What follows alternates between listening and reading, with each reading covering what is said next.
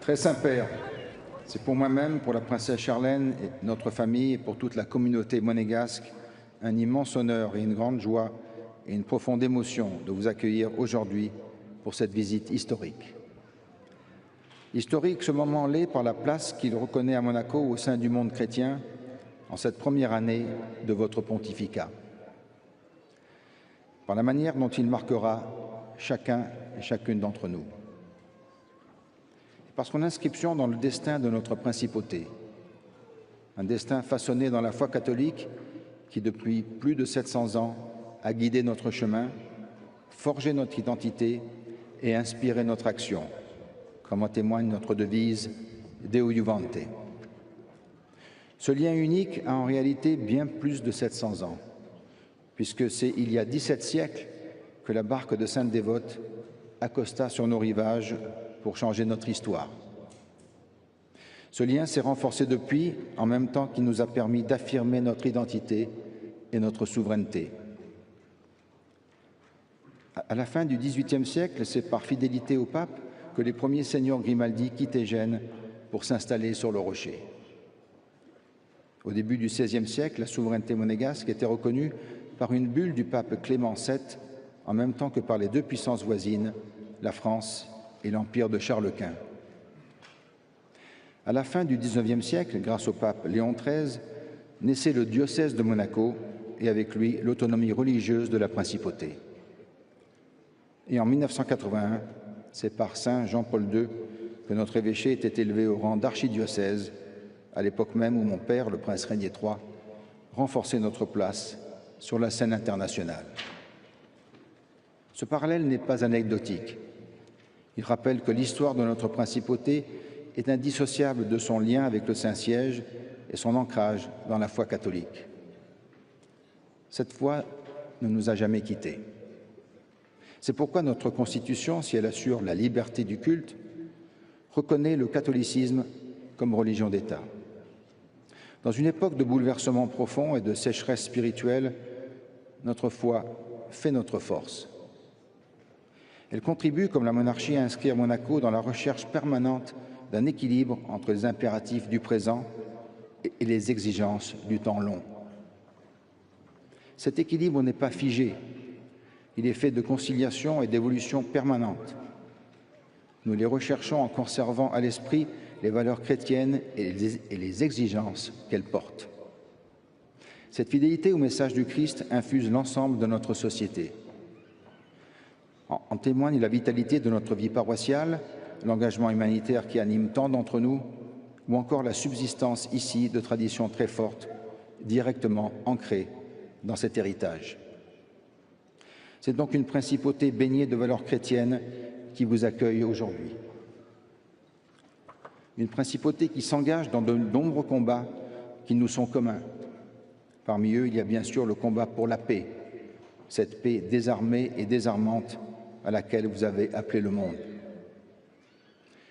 À l'heure où résonnent les conflits armés, où la force semble triompher, nous savons comme vous que la paix ne peut être durable que si elle est fondée sur la justice et orientée vers la réconciliation. Si elle passe par le dialogue en recherchant véritablement une solution pour tous, plutôt que par les armes. C'est pourquoi ce combat a marqué notre histoire et mobilise notre diplomatie. Car comme vous, nous savons aussi que les petits États peuvent contribuer à l'amélioration du monde, à condition d'être fidèles à leurs valeurs et forts de leur détermination. Les consciences et les âmes ont une puissance singulière, et vous le prouvez chaque jour. La même conviction guide notre engagement en faveur de notre planète et de toute la création. Le pape François l'a affirmé dans l'encyclique Laudato Si, la préservation de notre maison commune est une exigence universelle. C'est une exigence de fraternité à l'égard de tous nos frères humains, actuels et futurs. C'est une responsabilité collective à l'égard du vivant. C'est un impératif de solidarité de la part de ceux qui ont le plus de moyens. Cette exigence ne saurait être dissociée du respect de la dignité humaine dans toutes ses dimensions. Protéger la création, c'est protéger l'homme. Très Saint Père, avant d'entendre vos paroles et avant que vous n'alliez à la rencontre pastorale de l'Église de Monaco, je veux vous assurer du très ardent hommage que notre principauté vous rend ici. Je disais en commençant mon propos que votre visite était historique. En cette veille du dimanche des Rameaux, de la première année de votre pontificat, elle saura, j'en suis sûr, nous inspirer dans nos actions futures. Car l'histoire que nous célébrons aujourd'hui, ces plus de 700 ans de fidélité et de foi que renforce votre présence, n'est qu'une étape sur la route plus longue que nous continuerons à suivre dans vos pas, la route de l'espérance et du salut dans la fidélité au Christ. Je vous remercie.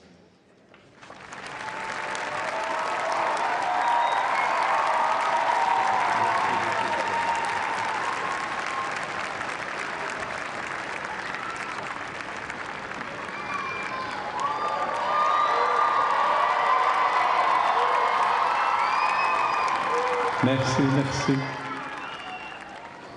Altesse Sérénissime, chers frères et sœurs, je suis heureux de passer cette journée parmi vous et d'être le premier des successeurs de l'apôtre Pierre des temps modernes à se rendre en principauté de Monaco, une cité-État qui se distingue par les liens profonds qui l'unit à l'Église de Rome et à la foi catholique.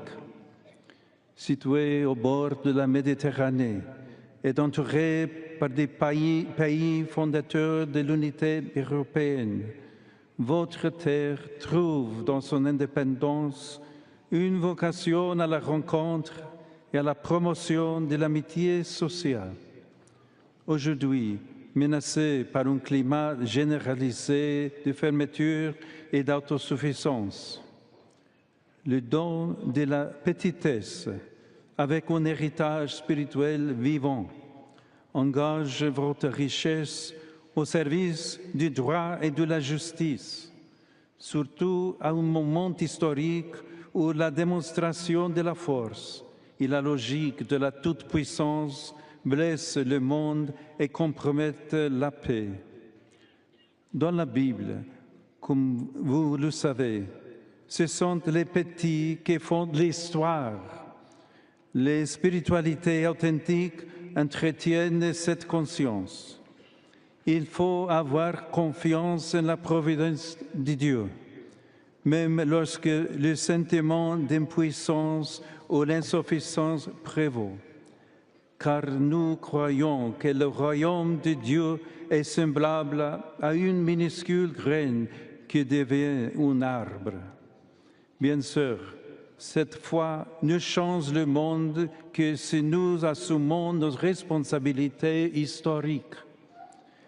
La composition plurielle de votre communauté fait de ce pays un microcosme au bien-être duquel contribue une minorité dynamique de ressortissants locaux et une majorité de citoyens originaires d'autres pays du monde. Parmi eux, beaucoup occupent des postes de grande influence dans les domaines économiques et financiers. Un grand nombre exercent des fonctions de service. Les visiteurs et touristes sont également nombreux. Vivre ici est pour certains un privilège et pour chacun un appel spécifique à s'interroger sur sa propre place dans le monde. Aux yeux de Dieu, rien ne doit être reçu en vain. Comme le laisse entendre Jésus dans la parabole des talents, ce qui nous a été confié ne doit pas être enseveli dans la terre, mais doit être mis en circulation et multiplié à l'horizon du royaume de Dieu. Cet horizon est plus large que l'horizon privé et n'est pas celui d'un monde utopique. Le royaume de Dieu, auquel Jésus a consacré sa vie, est proche parce qu'il advient au milieu de nous et secoue les configurations injustes du pouvoir, les structures des péchés qui creusent des abîmes entre pauvres et riches, entre privilégiés et rejetés, entre amis et ennemis. Chaque talent, chaque opportunité, chaque bien mis entre nos mains a une destination universelle, un devoir intrinsèque de ne pas être retenu mais distribué pour que la vie de tout le monde soit meilleure. C'est pourquoi Jésus nous a enseigné à prier. Donnez-nous aujourd'hui notre pain quotidien. Et en même temps, il dit, cherchez avant tout le royaume de Dieu et sa justice. Cette logique de liberté et de partage est au fondement de la parabole du jugement dernier, qui met les pauvres au centre. Le Christ juge qui siège sur un trône s'identifie à chacun d'eux. Vous êtes parmi les rares pays du monde à avoir comme religion d'État la foi catholique. Celle-ci nous met devant la souveraineté de Jésus qui engage les chrétiens à devenir dans le monde un royaume de frères et sœurs.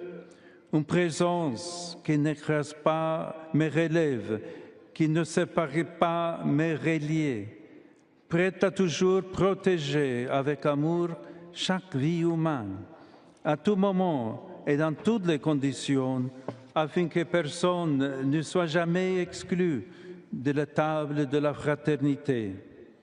C'est la perspective de l'écologie intégrale qui, je le sais, vous tient particulièrement à cœur. Je confie à la principauté de Monaco, en vertu des liens si profonds qui l'unit à l'Église de Rome, une mission toute particulière dans l'approfondissement de la doctrine sociale de l'Église et dans l'élaboration des bonnes pratiques locales et internationales qui en manifestent la force transformatrice. Même dans une culture plus religieuse et très sécularisée, la manière d'aborder les problèmes typiques du magistère social pour révéler la grande lumière de l'Évangile à notre époque, une époque où il est si difficile pour beaucoup d'espérer.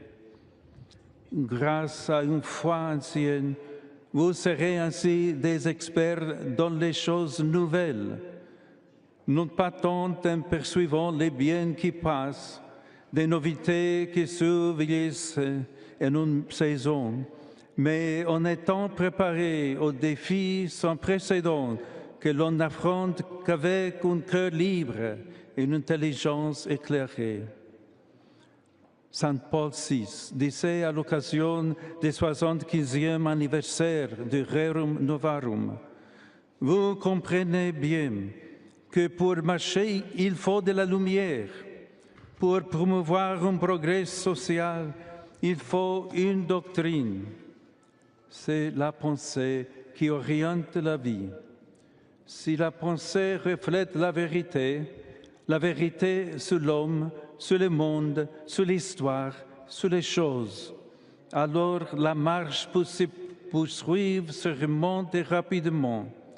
Sinon, la marche devient ou lente, ou incertaine, ou difficile, ou déroutée. Ce sont des paroles tellement actuelles.